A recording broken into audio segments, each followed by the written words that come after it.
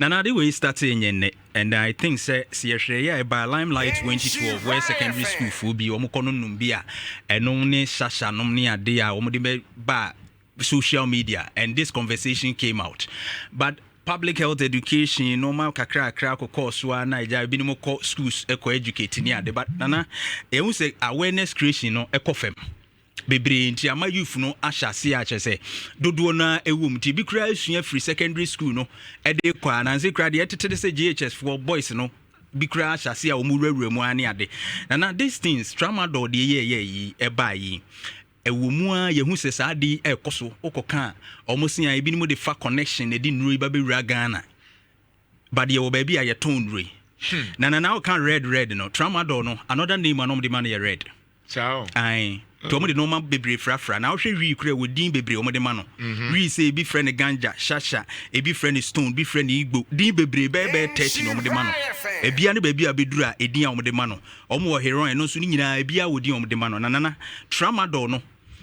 omo red ya omo kaye na omo upgrade tramadol ya omo kan red no omo de normal sa frafra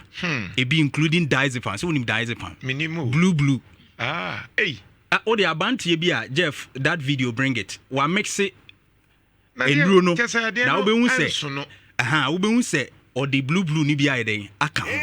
enti se enuro we nyina no nso blue no was sedative effect ye kasa na kyese wonom a ehire bro no se I say woda enaba we ni so yes am I fine yes no way saying na tramadol no se ofa dosage bi bro so a etimi ma certain feeling of euphoria bi etimi ma wanigie bi soronko bi wo mu anigie a waningie da anigie bi te se bi a obu o se bi okotwa bi na adwendwen kwa na se ni ya obi a na ma wo mu that euphoria nti many pakro ni fin se de bi a ofa we okay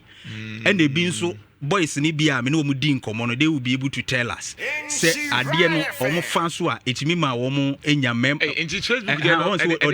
odi blue ni bi na ka ho no enti ni nyina na odi agu nanim na de ma no mo frɛ on say tramadol no no onom ni o na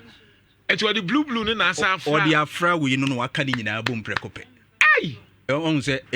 tablet egu ni nsɛm yi ebro be me fama ni ye duru be 20 odini nyina egu nanumu nipa ba akofo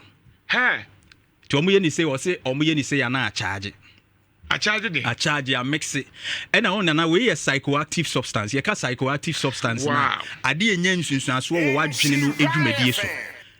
wo kuno ho ade a wo no mi kidney liver a lot of issues and you also sounds to explain why ayenya a lot of kidney problems among the youth not only galamsey but these drugs most of them can lead to such kidney problems ni liver problems aye hu no and as a youth no ehwede ye on say tramadol and the color ni bi is a pinkish red bi ni ade that's why they make the omofredin red sa no and those things they mix all those drugs na very important say na ba bi a yaduru no ye tie ni hwe peer influence ye number 1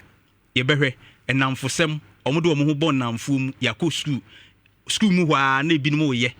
yentie ni hwe o ni ye je omo se wo akwada we de ne life wa no ebi wo guy names wo school ayenim se omo dealing drugs and they mix with other students ya a teacher fu bi nim parents bi cry aware so omo mani di say adwuma no and they enter school with this attitude no mako de akosai omo ewo ho no dis antete ye ndia mom obo so hwa ase ba ko mienu no abe addicted to the substance ojaye enye yi ojaye mu effect na no de nana unim red nti red no nana another one enso ye poor parental guidance ye say ye bi num kura woni ba bi ane ba no wo sabi wo school mu kura won hwehwe na kira kwan o free school ba no wo pie ko ye bibia woni ba bi kura ne ba ne nam and these ones also allow omo to engage in this particular behaviors because ono ne ba no kura timi ko da ba bi na wotwe ansa no ba fie ma me papa won fa ho kwaku di okọ be ba munya na asema no ne nam saa obetumi awura sa esuban bi mu asede ese ye sa awofo no yenye ena nana unemployment jumasem it put a lot of psychological stress on the youth see because ebi won kra se be de obedie ni de obeye edene it will help pain sa stress okomuna some of them have used it as a source of almost stress reliever because no man that sense of euphoria nintino e man na niche hu tiesi ye me ni ko ho se ye youth ni e be se protect wo mo dia ye modern nyuma so system no so ye provisions kakra and I want to tell the youth say say num no enye proper coping mechanism for eye wo stress ne de wo komu no and na easy accessibility once on the FDA man ka say no waka bibi about enuro no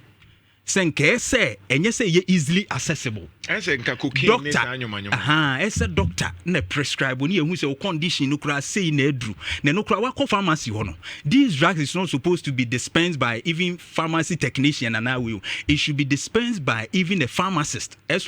or verify prescription. You know who say akwa na ogina on kwa wadi mfie sen mehwe ni weight ni kura te sen ti yemfa duro ni say ma no ebi kura na doctor na otro ni kura a mistake but the pharmacist will be there 250 ni 225 for there no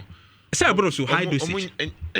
dosage on say offer 50 and 100 no kura no most of the time they don't even get there and no just be serious conditions near the idea pain 50 yes 50 banana bit me offer 200 250 boys no abuse high dosage na de tie ne chemical store for no e na omo moton o ya na o de akɔhye akire ho eji omo ba supervision monitoring na ne wayi afiri ho akɔhye baabi foforo nti omo behwe ne shelves no so omo hu bia wo ho na omo atwam kɔ ne ya validate no adwuma no ye ne ho te enso ebi de akɔhye mfikyire ho e wo ne chemical shop ho over the counter for no the boys ne ba wo munim no akɔyi afiri akire ho ayede abre no agye ne sika edi esre omo so omo kɔ supervision ni monitoring na chemical shops drug stores no mumura akire ho mumura dem omo inspect ba bia because sometimes they put it at the back na boys ne ba omo akɔgye no omo de akɔ camp ho no akɔyi and na pharmacies no so no I think that this is a time eso omo so bi ehu se oman ni nyina ye yamo omo de omo authorities omo timiton but ye besre omo say without prescription no